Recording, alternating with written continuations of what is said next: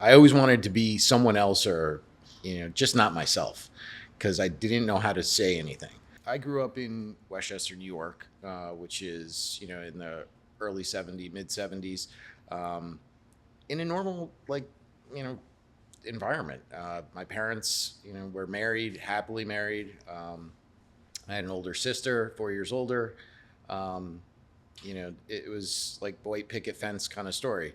Uh, and from the outside, it looked great. There was nothing. I had no childhood trauma. There was no instance for anything like that. But I do recall my earliest memories were full of fear.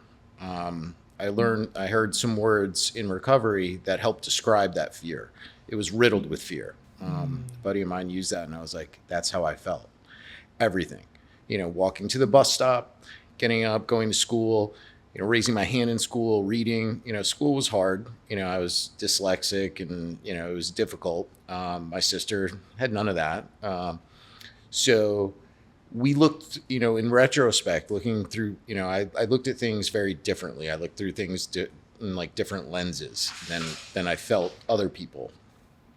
I always wanted to be someone else or, just not myself because I didn't know how to say anything.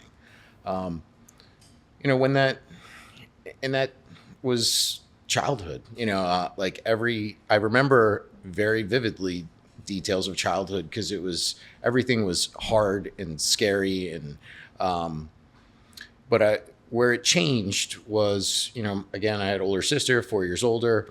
When I was 12, she had a party at the house and New Year's Eve, and there was some champagne on the table. And for me, I figured I would try it. Everyone else was drinking, so I tried some champagne, and I remember that changed my life.